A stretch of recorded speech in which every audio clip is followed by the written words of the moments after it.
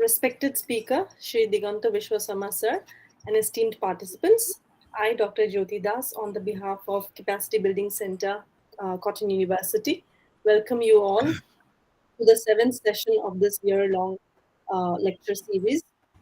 And as we all know, today sir is going to take up the concluding part of the introductory idea of three landmark developments which took place as a result of the emergence of transpersonal psychology, the fourth force of European psychology, with regard to the teachings of Sri Aurobindo and the Mother. Sir, you may start the session now. Namaskar. Actually, in the last session, we were in a hurry, and that is why we could not conclude the three landmark developments taking place as a result of emergence of the, as a result of the emerging concept of transpersonal psychology. So today I shall be focusing basically on three landmarks developments.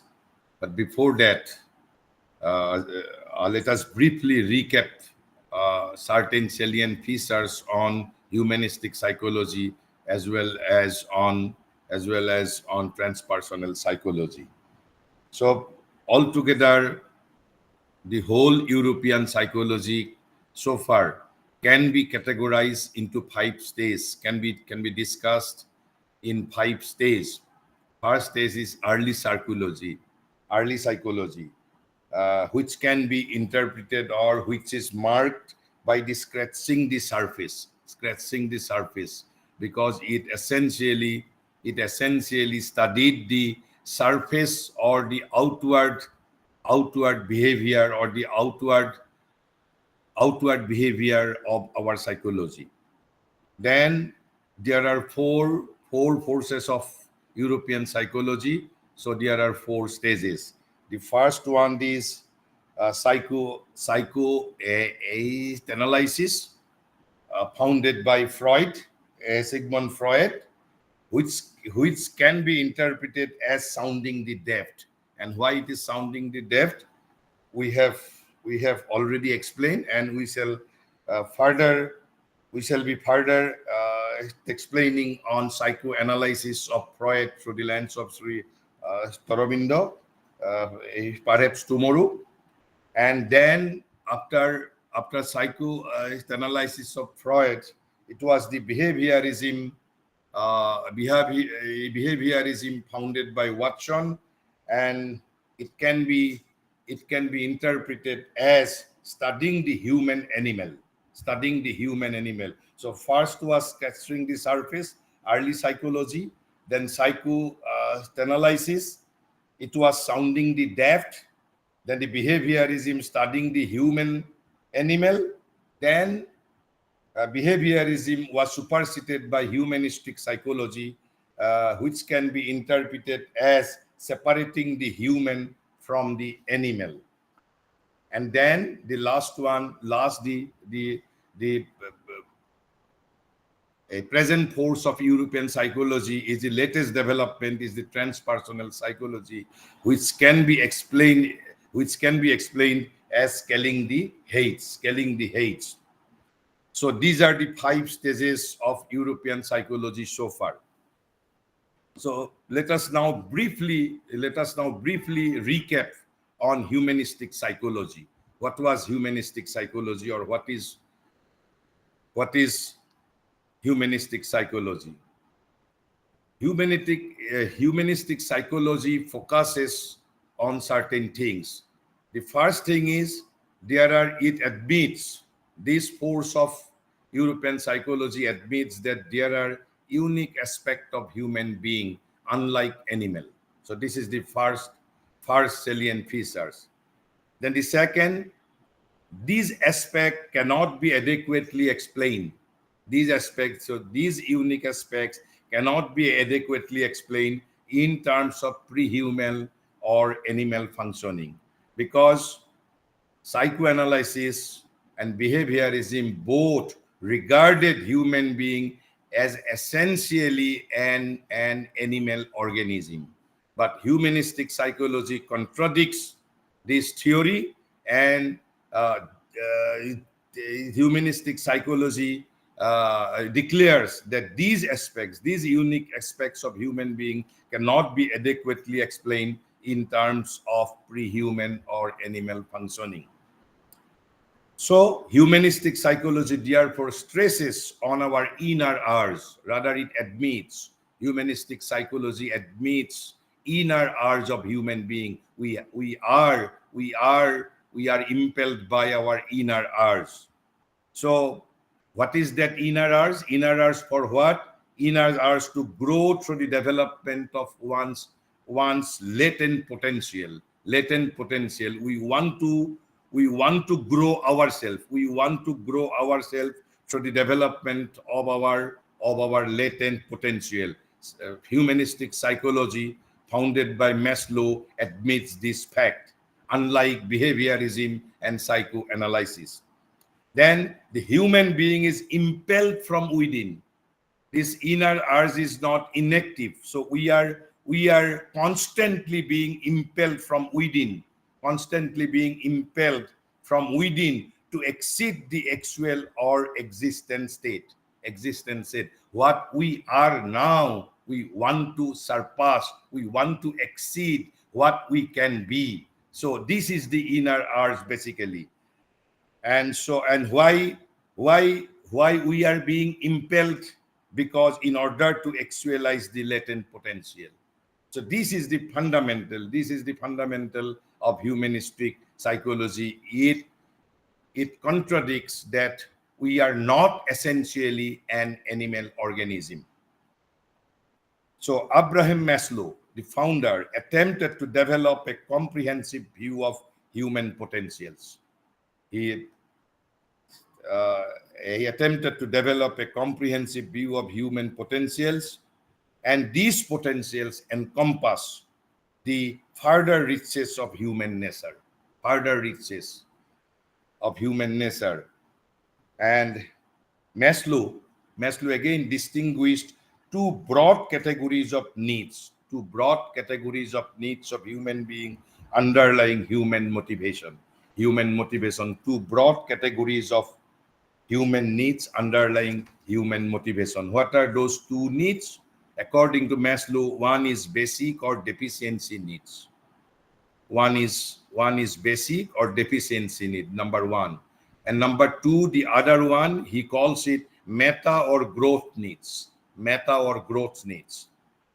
And then what is basic needs? Basic needs is fundamental physiological needs. Our fundamental physiological needs common with the animal. So Maslow admits that we have needs which are common with the animal. So these he calls basic or deficiency needs. And the second need is meta needs. Meta needs. And what is meta needs? Our moral needs, our aesthetic needs, our intellectual needs, etc., for self-actualization or the attainment of one's highest potential. So these two needs, Maslow, Maslow is a distinguished these two broad needs of human being. One is basic or deficiency need, and the other one is meta or growth needs. Growth needs. So humanistic view essentially stands for a science of psychology, concerning what? Concerning the higher and uniquely human motivations and experiences. So this is the fundamental characteristics which can be attributed to humanistic force of European psychology. Unlike psychoanalysis founded by Freud and the behaviorism founded by Watson, which essentially regarded human being as animal organism, Then again, this humanistic psychology was superseded by what is now called transpersonal psychology. And what is this transpersonal psychology? Because transpersonal psychology, so towards the end of his life, towards the end of his life, Maslow realized just 2 years prior to his death, I think in 1970s only. So he then said, rather wrote, that I consider humanistic, the third force psychology, the third force psychology, the third force psychology to be transitional, to be transitional. He later realizes towards the end of his life, and he calls that there is a preparation for a still higher force psychology. According to him, it is being prepared. So the ground is prepared for a still higher force psychology. And what is that psychology? He calls it transpersonal, transhuman, transpersonal, transhuman. So transpersonal, transhuman, what does it mean? It essentially means growing out of humanness. We are to exceed ourselves, exceed exceed to something what we are now not, so transpersonal, transhuman means basically growing out of humanness. So he calls it transpersonal, transhuman, and not even centered in human needs and interest, not as a neither in meta needs nor in basic needs. It is something else. So it is transhuman, transpersonal, centered in the cosmos rather than in human needs and interests, going beyond humanness. So transpersonal means going beyond humanness, identity, human identity, self-actualization, and the like. And and they what they did in the late 1960s, in the late 1960s, Maslow, actually transpersonal psychology is the culmination, is the logical culmination of the humanistic psychology. So in the late 1960s, Maslow, Sutis, his co-founders, Maslow, Sutis, and other prominent humanistic psychologists founded an association. Why? For the study of what they call transpersonal psychology, thereby launching the latest major movement in psychology, regarded by a growing number of psychologists as the fourth force. So there are certain salient features. Briefly, we can discuss the salient features of this transpersonal psychology. So first, in turning more and more to the consideration of man's highest potential. So basically, humanistic psychology was turning more and more, and eventually turning more and more to the consideration of man's highest potential. Maslow and other humanistic psychologists moved beyond humanism. So this was their ultimate result. So they were turning more and more to the consideration of man's highest potential, and eventually they moved beyond humanism. Move beyond humanism to what? To a consideration of what transcends the ordinary state of human consciousness.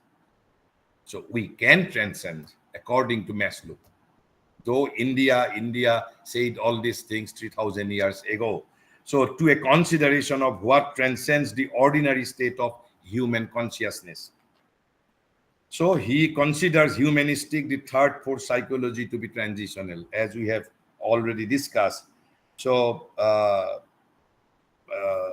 so he calls it a higher force psychology, transpersonal, transhuman, which is centered not in human needs and interest, but in the cosmos. India, through the essays, stressing on cosmic consciousness. There is also a cosmic consciousness. So we shall all be All these things will be discussed in due course. So which is centered in the cosmos rather than in human needs and interest. আৰু এই cosmic consciousness, what is cosmic consciousness, I do not ন' মই কিমান ভালদৰে অনুবাদ কৰিব পাৰিছোঁ। শ্ৰী অৰবিন্দৰ এটা চনেট আছে, নাম তাৰ কসমিক কনচিয়াছনেছ। মই আজি মোৰ ফেচবুকত মই সেইটো অনুবাদ কৰি দিছোঁ, যদি আপোনালোকে ইচ্ছা কৰে পঢ়িব পাৰিব যে বিশ্ব চেতনা কি বস্তু। যে বিশ্ব চেতনাৰ যিটো ধাৰণা এতিয়া ইউৰোপে লাহে লাহে লাহে লাহে অলপ অলপকৈ তেওঁলোকে ৰিয়েলাইজ কৰিবলৈ আৰম্ভ কৰিছে। And all credit goes to Maslow, Sutis, etc., all those humanistic psychologists. So essentially transpersonal transhuman is nothing but going beyond humanness, human identity, human self-actualization and the like. And the Sutis commented that according to him, something was lacking in the humanistic orientation. Sutis is one of co-founders of transpersonal psychology. He was basically originally humanistic psychologist, and he later opined that something was lacking in the humanistic orientation. What was lacking? It did not give sufficient attention to the place of man in the universe or cosmos. ভাৰতবৰ্ষত এটা concept আছে অখণ্ড মণ্ডল বুলি কয়। আমি হেতু আলোচনা কৰিম, the very concept of man in the light of west and in the light of India. সমগ্ৰ পশ্চিমৰ যিবোৰ বাদ উপবাদ আৰু ভাৰতবৰ্ষৰ যিবোৰ ধাৰণাৰ মূল যিটো পাৰ্থক্য হৈছে, the because of the very concept of the divergent view on human being itself. Who is human being? So পশ্চিমৰ ধাৰণা আৰু ভাৰতবৰ্ষৰ ধাৰণাৰ মাজত there is a radical difference. আৰু সেইভাবে আনকি আজিকালি সাহিত্যটো এটা মোৰ দৃষ্টিত মই কওঁ, there is a great Asuric European creation in literature. The postmodernism is in my opinion is a great Asuric European literary movement. গতিকে তেওঁলোকে এই গোটেইবোৰ কনসেপ্টবোৰ কিয়ৰ কাৰণে হৈছে যে মানুহ সম্পৰ্কে regarding A very concept of human পশ্চিম আৰু ভাৰতৰ মাজত দেয়াৰ ইজ ৰেডিকেল ডিফাৰেন্স। আমি উপযুক্ত সময়ত আলোচনা কৰিম। আৰু সেইভাবেই ইয়াত সুটিছ তেওঁলোকে এই প্ৰায় বিংশ শতিকাৰ শেষৰ ফালে 60s 70s তেওঁলোকে ৰিয়েলাইজ কৰিবলৈ আৰম্ভ কৰিছিল that it did not give sufficient attention to the place of man in the universe and cosmos. So he had a growing realization that the concept of self-actualization was no longer comprehensive enough. According to Sutis, he eventually realized later on that the self-actualization was no longer comprehensive enough. The still higher psychology, envisaged by Maslow, strikingly echoes Sri Aurobindo's prevision of the greater psychology awaiting its hour. Sri Aurobindo declared that the greater psychology awaiting its hour. So here the still higher psychology envisaged by Maslow strikingly echoes this prevision of Sri Aurobindo. And what is that prevision? The greater psychology awaiting its hour. So in late 1960s, I have already discussed, Maslow, Sutis, and other prominent humanistic psychologists founded an association for the study of what they call transpersonal psychology, and thereby launched the latest major movement, rather a radical movement in psychology in Europe. And soon transpersonal psychology was regarded by a growing number of psychologists as the fourth force. So this is just few salient features of transpersonal psychology. So now we should move on to the three landmark developments taking place as a result of the emergence of this transpersonal psychology.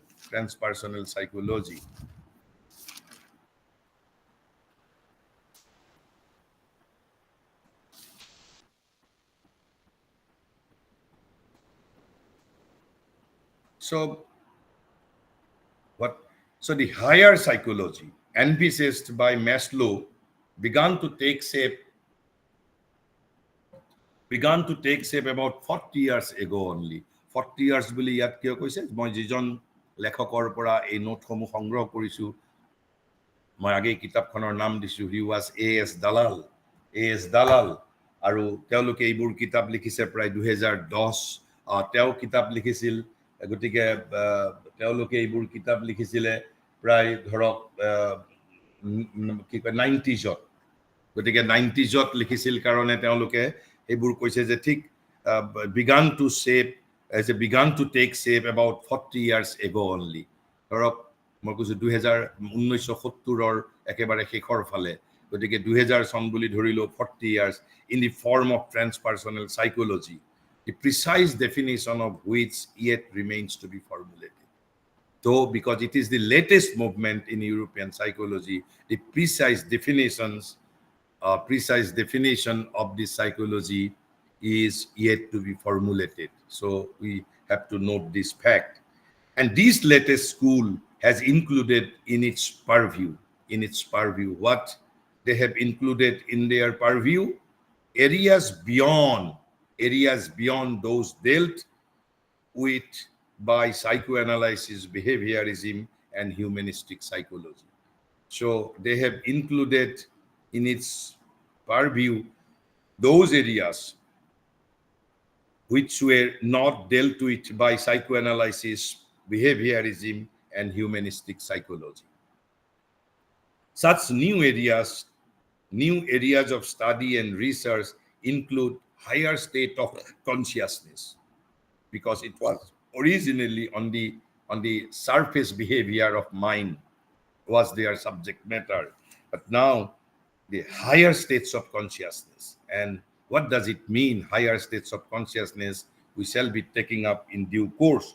So such new areas of study and research include higher states of consciousness, ultimate values, highest meanings, self-transcendence, mystical experiences, etc., etc. These are the subject matter of transpersonal psychology. And these matters were never dealt with by psychoanalysis of Freud or the behaviorism of Watson, or even the humanistic psychology. So there are three landmark developments. So on the basis, in view of this, if we can distinguish three landmark developments beyond the boundaries of traditional psychology, গতিকে সীমা অতিক্ৰম কৰি যিটো পৰম্পৰাগত psychology বুলি ক'লে পশ্চিমত প্ৰথমতে যিটো brass instrument psychology, the earliest psychology, when psychology emerging as an independent subject, it was called empirical science, natural science, brass instrument psychology.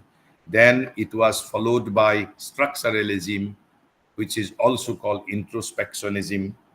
So this is number one. Then second is psychoanalysis of Freud. Then psychoanalysis followed by behaviorism followed by humanistic psychology. All these can be categorized as traditional psychology. So the three landmark developments beyond the boundaries of traditional psychology have been taking place as a result of the emergence of the new school. And what is the new school? It is the transpersonal psychology. And what are those three landmarks developments? Number one, beyond mind and behavior. So transpersonal psychology moves beyond mind and behavior. First thing, transpersonal psychology moves beyond mind and behavior. Number one. Number two, transpersonal psychology moves beyond even introspection, measurement, and analysis. And the most important of all, transpersonal psychology is moving beyond ego and self-actualization. So these are the three landmark developments taking place as a result of the emergence of this new school founded by Maslow, Sutis, etc.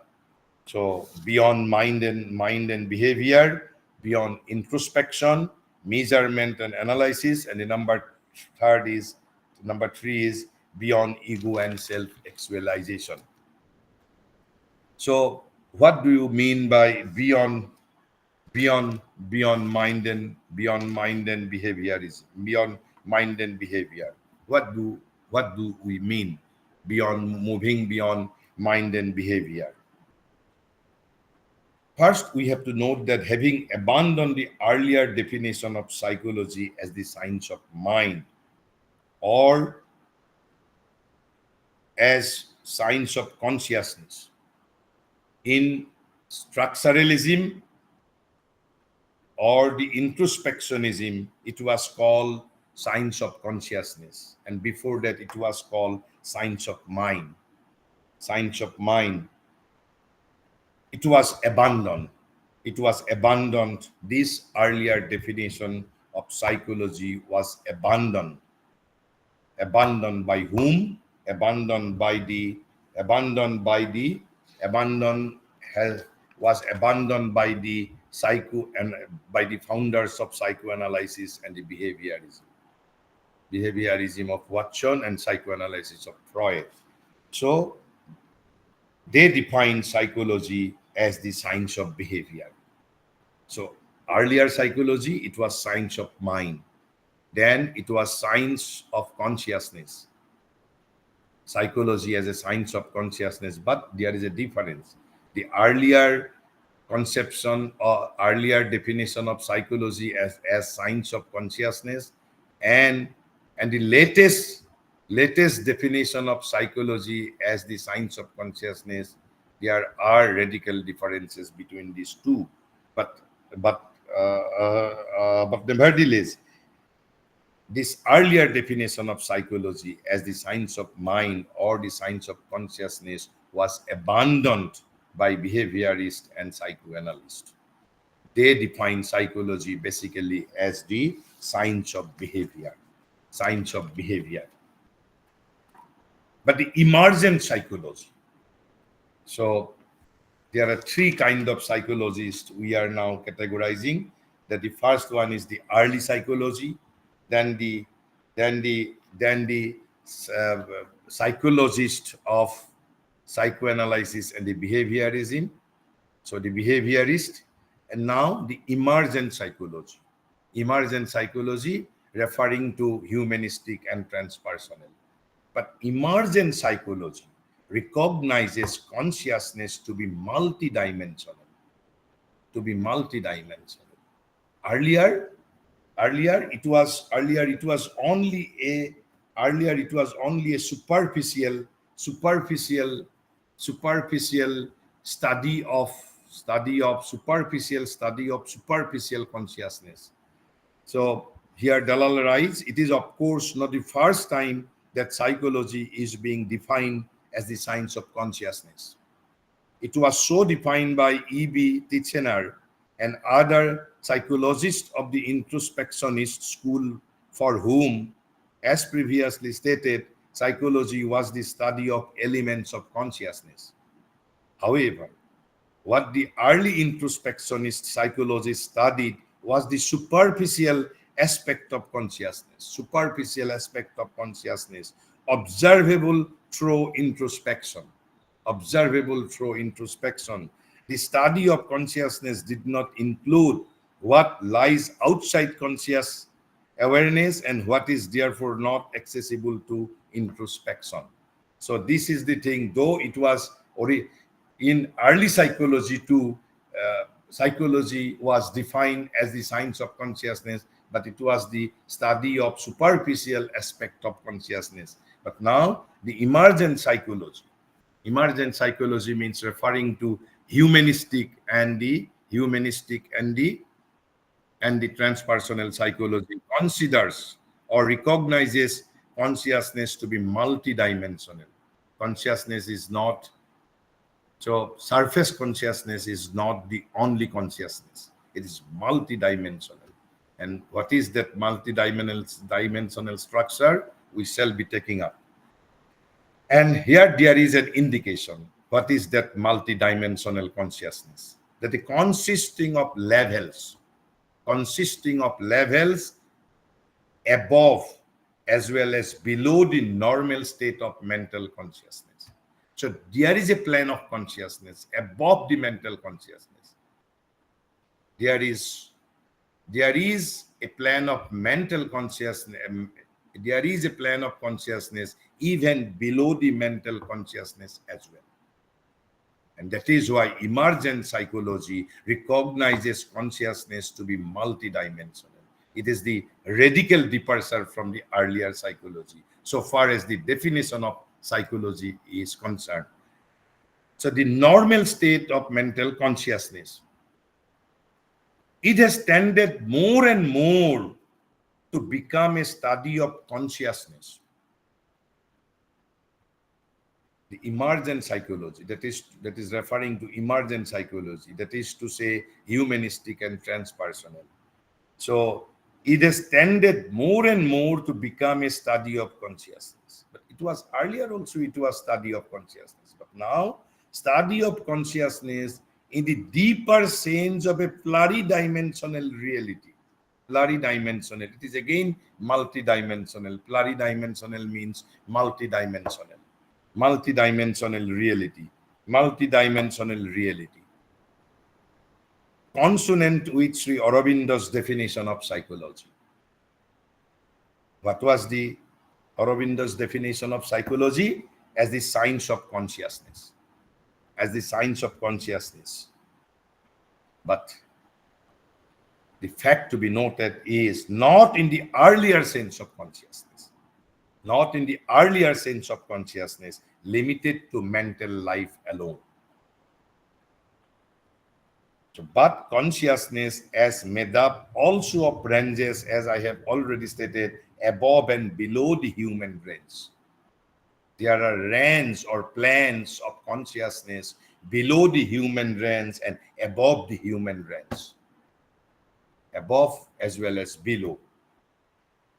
And normal human has no contact with these ranges.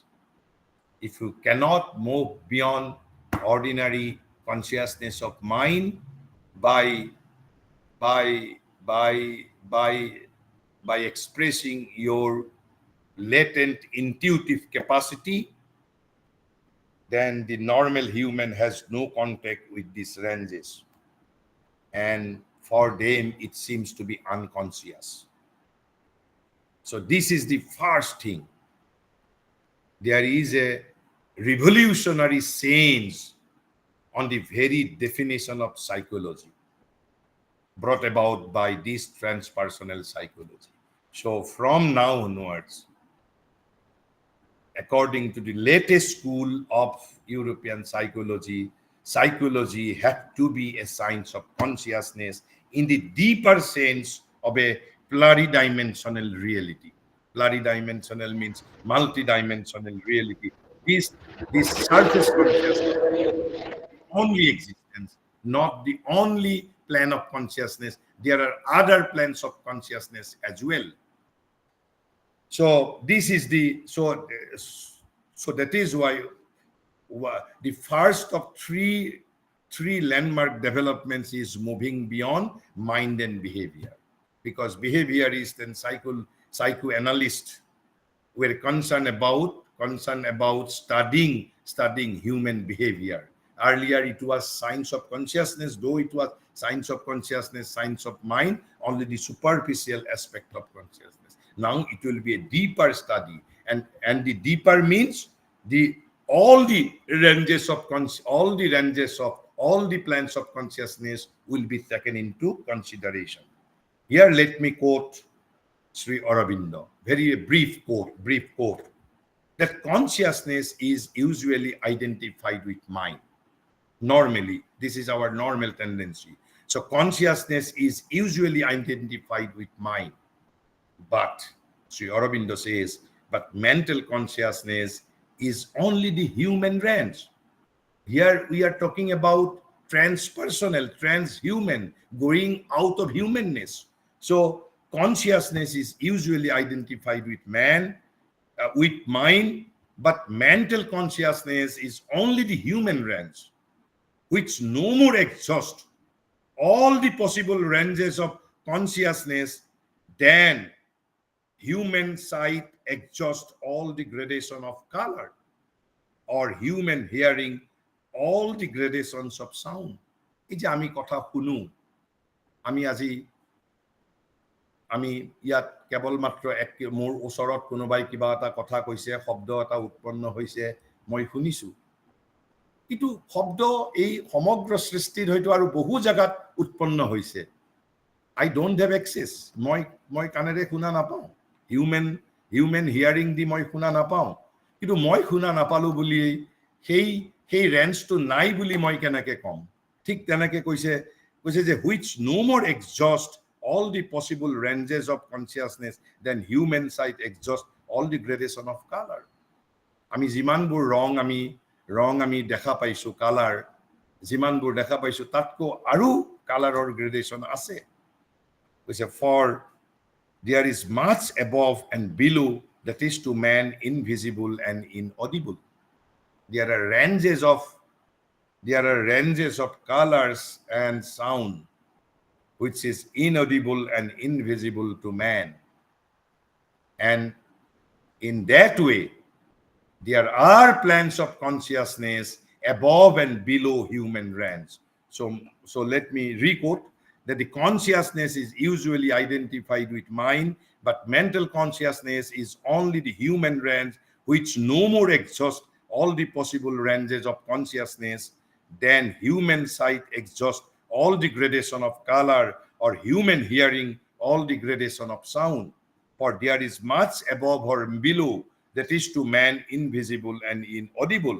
So there are ranges of consciousness above and below the human range, with which the normal human has no contact, and they seem to it unconscious, supramental or overmental or submental ranges.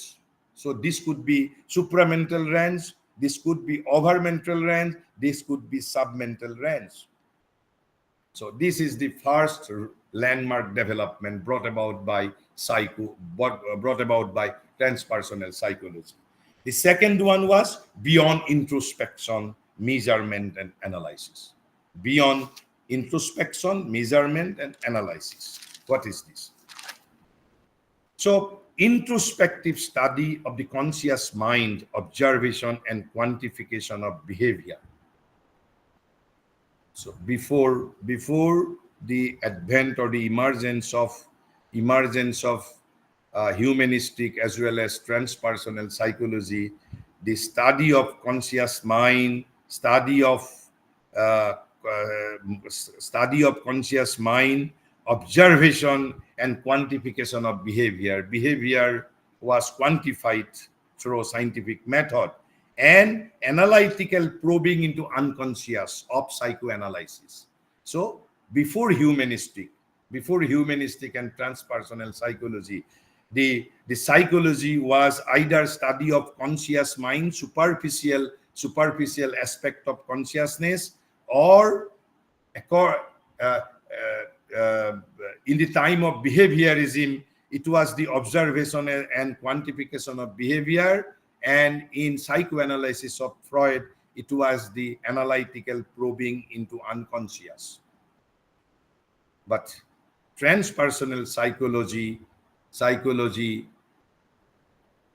declares that they are not only inadequate. For studying the human consciousness, they are not only inadequate, they are also inappropriate and irrelevant too. This is their first affirmation, that those probings into analytical probings into unconscious, study of the superficial aspect of conscious mind, the observation and quantification of behavior are not only inadequate, often inappropriate and irrelevant too. Why? Especially for studying the higher levels of consciousness. So those earlier psychological methodology were incapable of studying the higher levels of consciousness, and that is why transpersonal psychology declares that they are not only inadequate, they are irrelevant and inappropriate so far as the study of higher levels of consciousness is concerned. And so this is all in view of emerging concept of consciousness. And this is the first thing. So the beyond introspection, measurement, and analysis. This is the first thing. So first departure or the first contradiction. The second one, a variety of non-traditional experimental methods. Non-traditional experimental methods such as meditation, use of psychedelic drugs. What is psychedelic drugs? Psychedelic drugs means relating to or denoting drugs, especially that produces hallucination and apparent expansion of consciousness. So it is used for producing hallucination and apparent expansion of consciousness. So use of psychedelic drugs, body approaches, music and sound, etc., are being experimented with. And what was the traditional method? The traditional approach was to study, and so this is the second development. So first one is that earlier methods were not only inadequate, they are inappropriate and irrelevant too, especially for studying the higher levels of consciousness. Number one, which transpersonal psychology eventually declares. Number second, because of the emergence of this new school, a variety of non-traditional experimental methods such as meditation, use of psychedelic drugs, body approaches, music and sound, etc., are being experimented with. This is a radical departure. And the third, there is a very fundamental thing. The traditional approach was to study others from outside. They studied psychology from outside instead of seeing in oneself. They studied psychology from outside. The newer methods are based on a recognition. This is the most radical departure. So the newer methods are based on a recognition. And what is that recognition? The new approach needs to be a self-knowledge psychology. Self-knowledge psychology. Self-knowledge psychology. And what is this self-knowledge psychology? That one must proceed in it from the knowledge of oneself to the knowledge of others. So first knowledge of oneself, then you can only move on to the knowledge of others. But originally the traditional approach was to study others from outside. So this is another radical development so far. So in the second development. So these are the three things that beyond introspection, measurement, and analysis. So three things, that they are inappropriate, not only inadequate, inappropriate and irrelevant. Then new methods, new non-traditional experimental methods such as meditation, music, sound, use of psychedelic drugs, body approaches are being experimented with. And then number third, there has been a radical sense in the approach too. So earlier approach was to study others from outside, but now the new approach has to be a self-knowledge psychology. As such, one must proceed in it from the knowledge of oneself to the knowledge of others. And then the third thing, Third one was beyond ego and self-actualization. Beyond ego and self-actualization. So far, ego or self, it is it is uh, it is being more or less used synonymous. So for Western psychology, ego and self are same thing. Ego and self were same thing. So ego or self, the two terms as used in psychology being more or less synonymous. First thing to be noted. And it is until now regarded as the most evolved aspect of the human being. Until now means before the emergence of transpersonal psychology. Before the emergence of transpersonal psychology, European psychology regarded this part, rather part or something else, it will be discussed, this ego as the most evolved aspect of the human being until now. This is the second thing to be noted. Third thing, the European psychologist advocated for strengthening and development of the ego. So far, advocated for strengthening and development of this ego and the actualization of the highest potential of the self. So this was till now their advocacy. So ego is to be strengthened, ego is to be developed, and the actualization of the highest potential of the self, and have therefore been considered to be the ultimate goals of mental health and personal growth. So the psychological health or mental growth, so to be the ultimate goals of European psychology was until now to develop and strengthen the ego in order to ensure mental health and personal growth. They knew nothing beyond ego. Why? Because until now they regarded ego as the most evolved aspect of the human being. So that is why they wanted to strengthen it. That is why they wanted to develop it.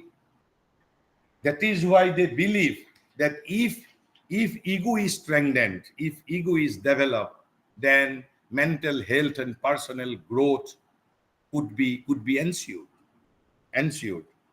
But so, and that is why it was their goal. So goal for what? Goal for mental health and personal growth.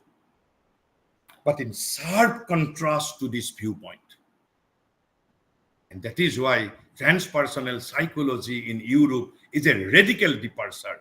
Radical departure. So in sharp contrast to this viewpoint, the transpersonal perspective considers the ego to be an illusory product of perceptual distortion and identification, which is almost similar to Indian viewpoint. Indian viewpoint emerged 5,000 years ago. West has only now realized just 40, 50 years ago. So in sharp contrast to this viewpoint, the transpersonal perspective considers the ego to be an illusory product of perceptual distortion and identification. So this is the first radical departure, radical development, landmark development of transpersonal psychology. Ego, but until now they regarded ego as the most evolved aspect of the human being. Now they have discovered that what is ego? Ego, it is an illusory product of perceptual distortion and identification. Identification means ekatmata. We identify with this illusory perceptual distortion. So ego has no virtual or real existence. And therefore, transpersonal psychology considers or conceives of an expansion of identity beyond the ego. So now they have realized that ego can be transcended, ego can be expanded, one can move beyond ego. And what is ego? We will be taking up. Ego is nothing but separative consciousness as against cosmic consciousness. I am not part of the whole. I am a separate existence. This is what is called ego, separative consciousness. And it further holds, it means this transpersonal psychology further holds that this identification from ego and the discovery of one's own true nature. Own true nature. What does it mean? That the surface nature are not our own nature. There are other deeper natures latent within our being. So that the disidentification from ego and the discovery of one's own true nature, these are all from the Western writers' quotation, not from any Indian writers' quotation. If you want, I can cite, I can refer to. So this identification from ego and the discovery of one's own true nature may be considered tantamount to liberation or awakening. So how they are coming nearer and nearer to Indian spirituality, Indian psychology, India's physiopsychology of yoga, India's concept of liberation, or you may call it awakening. So what is that? This identification from ego can be regarded as liberation or awakening. Discovery of one's own true nature can be regarded as or may be considered tantamount to liberation or awakening. But transpersonal psychology too does not deny what they does not deny, that a strong, healthy ego can be an asset. Can be an asset. They does not deny its role, the role of a healthy and strong ego. So the strong, healthy ego can be an asset in meeting the demands of life, or even that it may be a necessary prelude for more advanced war. So the role of ego is not denied altogether. Rather, transpersonal psychology too insists that it may be a necessary prelude. It may be means the strengthening and development of ego, or a strong and healthy ego is a necessary prelude. Prelude mane patoni, prelude to something, prelude for more advanced war, for more advanced war. And fortunately or unfortunately, this view too echoes Sri Aurobindo's conception. Sri Aurobindo much before said, or rather wrote, what he wrote? Sri Aurobindo wrote, when we have passed beyond individualizing, then we shall be real person. Ego was the helper, ego is the bar. So is it not the echo of what transpersonal psychology is now advocating for? That they are not denying the role of ego, at the same time they are declaring that an expansion of identity beyond the ego is being conceived by them. A disidentification from ego is being conceived of by transpersonal psychologists. But yet at the same time, they are not denying the role of a strong and healthy ego. Because according to Sri Aurobindo too, ego was the helper, ego is the bar. So up to a certain evolution, up to a certain stage of evolution, ego is a necessity. It will be taken up It will be taken up in due course. So in one sentence of Sri Aurobindo, what you have noticed is the two tense, past tense as well as present tense. Ego was the helper, ego is the bar. Ego was the helper, ego is the bar.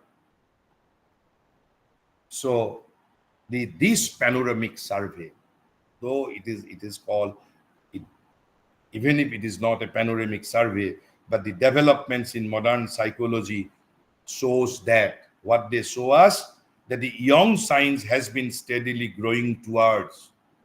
Why it is young science? It is just the psychology, independent psychology was yeah, psychology emerging as an independent field of study. Study can be traced can be traced to can be traced to can be traced to can be traced to 1879 only. 1879. So it is a young science. So, but the young science has been steadily growing towards what?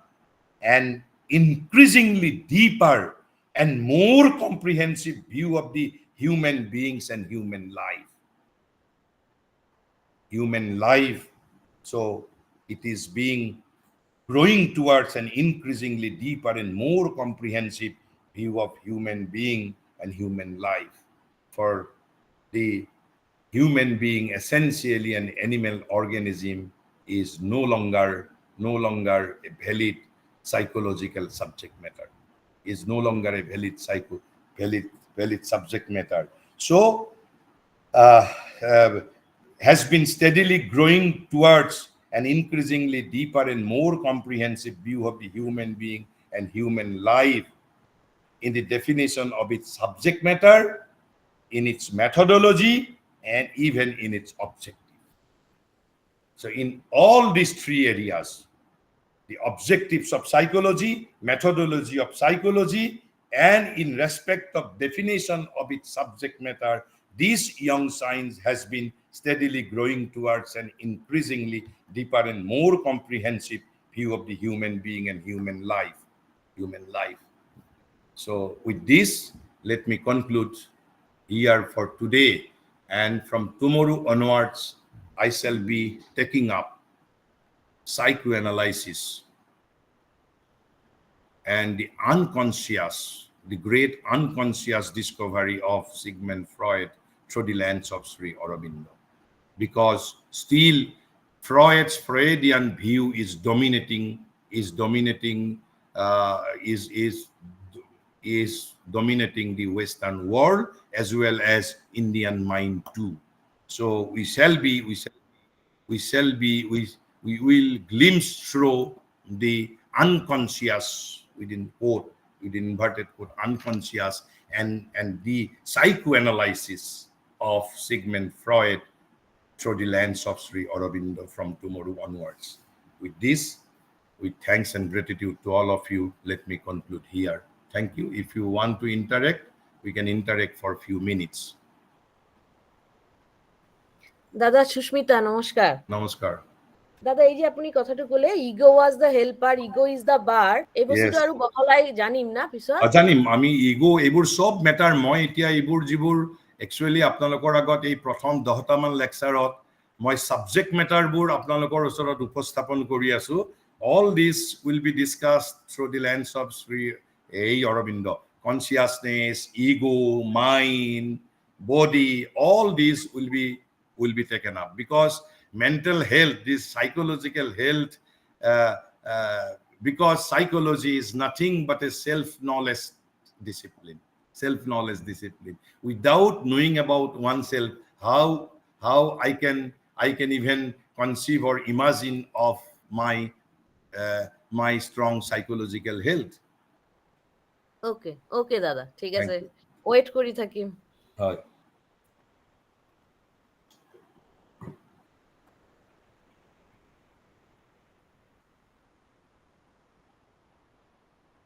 I have a question. Yes. Can we read people's mind? Is there any way reading people's mind? Yes, as the new, I have already hinted that the newer, so the traditional approach was to study others from outside instead of seeing in yourself. The newer methods are based on a recognition. What is that recognition? The new approach needs to be a self-knowledge psychology. And what is that self-knowledge psychology? You can proceed in it. So what right now you are asking me that are we really? It is it really possible for us to study the minds of others? Then what is here said? One must proceed in it from the knowledge of oneself to the knowledge of others. So when you will develop your intuitive faculty, so but with this mental consciousness, in my humble opinion, it is not possible to study others. We have to develop our many latent faculties, because let me quote one quote, if I can find now. So, because Sri Aurobindo says psychology is necessarily a subjective science. So you have to start an inward journey. So that is why you have to know about your own psychological parts. Otherwise, how you shall be able to study other psychological parts? So because psychology is necessarily a subjective science, and one must proceed in it from the knowledge of oneself to the knowledge of others. So there are different ranges of minds. Right now, this is only surface mind. Above mind, there is higher mind. Above higher mind, there is illumined mind. Above illumined mind, there is intuitive mind. Above intuitive mind, there is over mind. There is over mind. Even above over mind, super mind is there. And for that, all the centers of our consciousness has to be open. And India has a fully developed pedagogy, fully developed discipline. You have to enter first.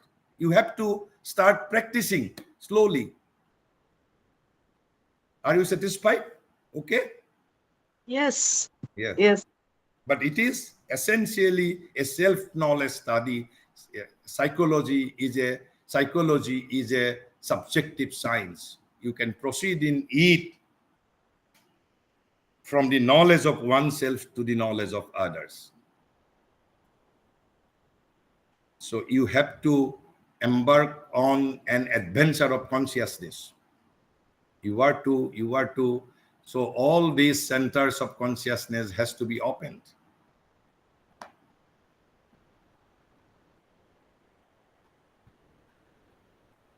And India is fully developed. Yes, sir. Yes.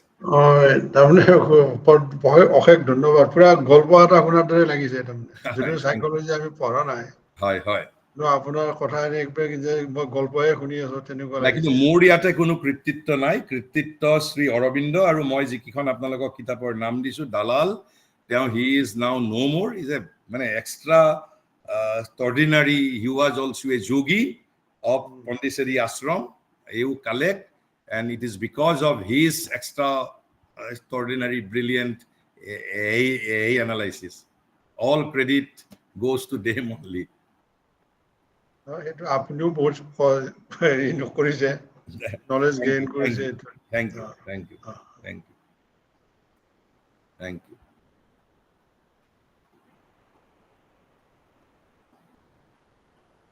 So, Dr. Jyoti, so if no, we can conclude perhaps. Yes, sir.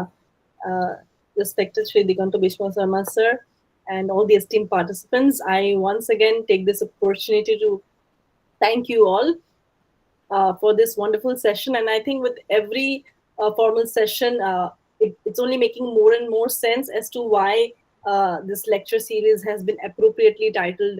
It is about psychological health and about the perfection of personality course, with reference to whatever we have in terms of knowledge system based in India. Thank you, everyone, once again, and we will meet again tomorrow for the 8th session, and we look forward to it, of course. Thank you so much. Thank you. Good Namaskar night. and good night to all.